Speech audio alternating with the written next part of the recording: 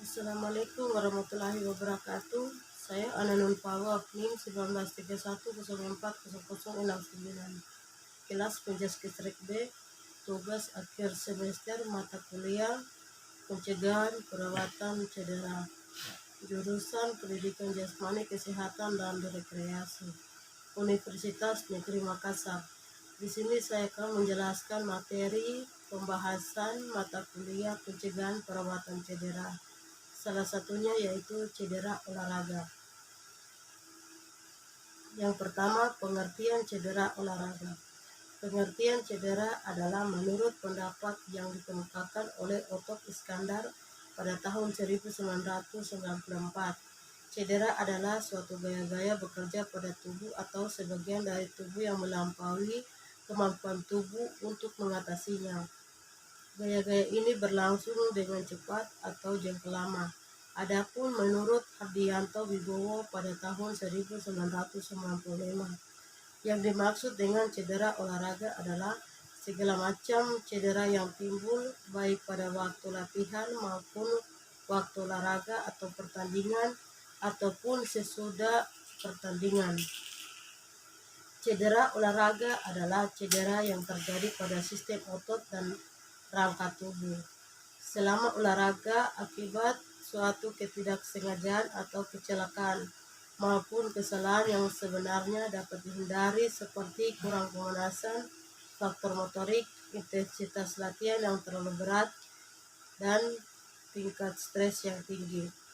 Cedera olahraga yang paling sering terjadi yaitu keseleo, cedera lutut, otot bengkak, cedera tendon, fraktur, dan dislokasi. Yang kedua, penyebab terjadinya cedera olahraga. 1. Faktor intrinsik yang meliputi kelemahan jaringan, fleksibilitas, kelebihan beban, kesalahan biokimia, kurangnya penyesuaian ukuran tubuh, kemampuan kinerja, dan gaya bermain. Kedua, faktor ekstrinsik yang meliputi perlengkapan yang salah atlet lain, permukaan bermain, dan cuaca. Cedera dalam dunia olahraga dapat dikategorikan menjadi 3 tingkatan, yaitu 1. Cedera ringan atau cedera tingkat pertama, yang kedua cedera sedang atau cedera tingkat kedua, yang ketiga cedera berat atau cedera tingkat ketiga. Bagian ketiga, macam-macam cedera olahraga. Struktur jaringan di dalam tubuh yang sering mengalami cedera olahraga adalah otot, tendon, tulang persendian termasuk tulang rawan, ligamen, dan fascia. Berdasarkan letaknya, cedera dapat dikelompokkan menjadi cedera di bagian kepala, cedera di bagian badan, cedera di bagian lengan tangan, dan cedera di bagian tungkai kaki dan tungkai kaki. Menurut Hardianto Wibowo pada tahun 1995 mengklasifikasikan cedera olahraga sebagai berikut, yaitu 1. Cedera ringan atau tingkat 1 ditandai dengan adanya robekan yang hanya dapat dilihat menggunakan mikroskop dengan keluhan minimal dan hanya sedikit saja atau tidak mengganggu performa olahragawan yang bersangkutan, misalnya lecet, memar, sparring ringan. Yang kedua, cedera sedang atau tingkat 2 ditandai dengan kerusakan jaringan yang nyata, nyeri, bengkak, berwarna kemerahan, dan panas, dengan gangguan fungsi yang nyata dapat dipengaruhi pada performa atlet yang bersangkutan, misalnya melebarnya otot dan robekan ligamen. Ketiga, cedera berat atau tingkat 3. Pada cedera ini terjadi kerobekan lengkap atau hampir lengkap pada otot, ligamentum, dan fraktum pada tulang yang memerlukan istirahat total, pengobatan intensif, bahkan mungkin operasi. Yang keempat, jenis-jenis cedera yang sering terjadi adalah 1. Cedera di bagian kepala meliputi yaitu memar, lecet, dan peradangan. 2. Cedera di bagian badan meliputi strain, sprain, lecet, memar, dan frekuen darah di bagian lengan dan meliputi lecet, memar, dislokasi, fraktum, dan sprain. 3. Cedera di bagian kaki dan tungkai meliputi memar, dislokasi, lecet, sprain, dan fraktur. Yang kelima, secara umum cedera seling dapat dialami karena aktivitas olahraga sebagai berikut. 1. Memar. Memar merupakan cedera yang disebabkan oleh benturan bekas benda pada jaringan linak tubuh. Pada memar, jaringan di bawah permukaan kulit rusak dan pembuluh darah kecil pecah, sehingga darah dan cairan seluler memberes kerjasamanya kerja jaringan sekitarnya. Luka memar disebabkan oleh cedera bukan merupakan keadaan serius dan akan sembuh dengan sendirinya tanpa pengobatan. Yang berikut, meskipun demikian, luka memar di bagian kepala mungkin dapat menutupi cedera yang lebih gawat dalam kepala, tulang kepala retak, dan peredaran di bagian otak. Bila luka memar timbul dengan spontan, maka mungkin merupakan tanda gangguan peredaran. Cara untuk penanganan cedera memar bisa dilakukan sebagai berikut, yaitu kompres dengan es selama 12-24 jam untuk menghentikan peredaran darah, untuk mencegah cedera lebih lanjut, dan mempercepat pemulihan jaringan-jaringan lunak yang rusak.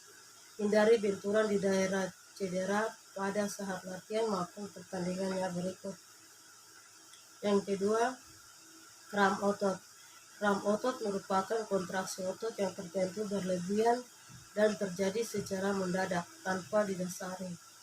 Menurut Kartono Muhammad pada tahun 2001, kram otot terjadi karena letih, biasanya terjadi saat malam hari atau karena kedinginan, dan dapat pula bekerja pada di panas hari, dehidrasi, trauma pada otot yang bersangkutan, atau kekurangan magnesium. Ada beberapa faktor yang mempengaruhi terjadinya kram otot. Pada saat otot mengalami kelelahan dan secara tiba-tiba meregang, maka otot tersebut dengan terpaksa akan meregang secara penuh dan ini dapat mengakibatkan kram otot. Cara penanganan untuk kram otot yaitu atlet istirahat, diberikan semprotan air untuk menghilangkan rasa nyeri sakit yang bersifat lokal, atau digosok dengan obat-obatan untuk melebarkan pembuluh darah sehingga aliran darah tidak terganggu karena kekuatan atau kegencangan otot pada saat terjadi kram. Pada saat otot kejang sampai kejangnya hilang, menahan otot waktu berkontraksi sama artinya dengan kita menarik otot tersebut untuk menyuntik filamen, dan acting motion dapat menduduki posisi yang semestinya sehingga kram otot berhenti. Pada waktu ditahan dapat disemprot dengan air sehingga hilang rasa nyeri. Ketiga, luka. Luka didefinisikan suatu ketidaksambungan dari kulit dan jaringan di bawahnya mengakibatkan peredaran yang kemudian dapat mengalami infeksi. Luka dapat dibagi menjadi luka lecet atau abrasi, cedera goresan pada kulit, lepu, cedera gesekan pada kulit. Cara penanganan luka yaitu membersihkan luka pada kulit, yaitu dibersihkan atau dicuci dengan hidrogen peroksida HO2 3% yang bersifat antiseptik, membunuh bibit penyakit, detol, betadine, peka atau kalium pemangat. Kalau tidak ada bisa pakai sabun. Yang berikut, peredaran darah. Peredaran darah terjadi karena pecahnya pembuluh darah sebagai akibat dari trauma pukulan atau jatuh. Kemungkinan peredaran darah yang terjadi ialah peredaran pada hidung, mulut, dan kulit. Peredaran darah pada hidung. Pada peradahan hidung, hal yang harus dikontrol terutama adalah jalan nafas dan pernapasan. Beberapa hal yang harus dilakukan: penderita didudukan, batang hidung dijepit sedikit ke bawah tulang rawan hidung dalam posisi ibu jari berhadapan dengan jari-jari lain. Hal ini dilakukan kurang lebih 5 menit dengan jari tangan, sementara penderita dianjurkan bernapas melalui hidung, mulut, dan dibersihkan dari bekas-bekas darah. Biasanya peredaran berhasil dihentikan. Sebaiknya juga diberikan kompres dingin sekitar batang hidung, sekitar mata, hingga pipi. Bila pemijitan tidak berhasil, maka atlet harus diberi pertolongan oleh dokter atau dibawa ke rumah sakit. Pada keadaan ini kemungkinan besar peredaran disertai patah tulang. Kadang-kadang deformitas dapat terjadi. Bila terjadi fraktur atau retak pada tulang hidung, maka untuk menghentikan peredaran pada hidung tidak boleh dipijat, tetapi hanya diberi kompres dingin saja, lalu dikirim ke rumah sakit. Pada keadaan ini tidak diperkenankan untuk meniup udara dari hidung dengan paksa untuk mengeluarkan bekuan-bekuan darah, karena ini dapat menimbulkan embologi paru. Peredaran darah pada mulut. Penanganan peredaran darah pada mulut harus memperhatikan aspek jalan nafas dan pernapasan. Beberapa hal yang dapat dilakukan antara lain peredaran dari bibir atau gusi dihentikan dengan penekanan secara langsung dan kompres dingin. Apabila gigi goyang atau fraktur, gigi tidak boleh dicabut dan atlet dikirim penanganan lanjut ke dokter gigi. Peredaran kapiler berasal dari luka yang terus-menerus tetapi lambat. Peredaran ini paling sering terjadi pada mudah dikontrol peredaran vena. Mengalir terus-menerus karena tekanan rendah, peredaran vena tidak menyemburkan dan lebih mudah dikontrol peredaran arteri. Menyembur bersamaan dengan denyut jantung. Tekanan yang menyebabkan darah menyembur juga menyebabkan jenis peredaran ini sulit dikontrol. Peredaran di kulit terjadi dari beberapa jenis, yaitu abrasi lapisan atas kulit terkelupas dengan sedikit kehilangan darah, laresasi kulit yang terpotong dengan pinggir bergigi. Jenis luka ini biasanya disebabkan oleh robekannya jaringan kulit secara paksa. Insisif, potongan dengan pinggiran rata seperti sepotongan pisau atau teriris kertas. Pingsan. Kehilangan kesadaran atau pingsan adalah keadaan kehilangan kesadaran yang bersifat sementara dan singkat disebabkan oleh berkekurangan aliran darah dan oksigen. Gejala pertama kali dirasakan oleh seseorang yang pingsan adalah rasa pusing, berkurangnya penglihatan, dan rasa panas. Selanjutnya, penglihatan orang tersebut akan menjadi gelap dan ia akan jatuh atau terkulai. Biasanya pingsan terjadi akibat dari aktivitas fisik yang berat sehingga menyebabkan deposit oksigen sementara, pengaliran darah atau tekanan darah yang menurun akibat peredaran hebat, dan karena jatuh dan benturan. 6.